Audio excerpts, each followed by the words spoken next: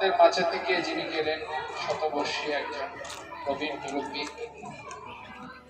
আল্লাহ তাআলা রাসূল সাল্লাল্লাহু আলাইহি ওয়াসাল্লাম বলছিলেন যে যে ব্যক্তি ৬০ বয়স হয়ে যায় সে আল্লাহ তাআলার কায়েদে চলে যায়। ৬০ পর আর তার কোনো গুনাহ লেখা হয় নাই। আলহামদুলিল্লাহ লম্বা সময় পর্যন্ত দুনিয়াতে ছিলেন। এই সময়ের ভিতরে যেসব দোয়া করা হয় সেগুলো আল্লাহ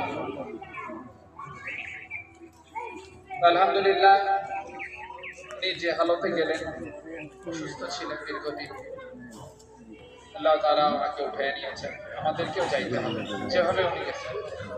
এই জন্য আমাদেরকে প্রস্তুতি গ্রহণ করা, যেহেতু যাইতেই হবে, যাওয়ার সামানাটা আমাদের গোছানো।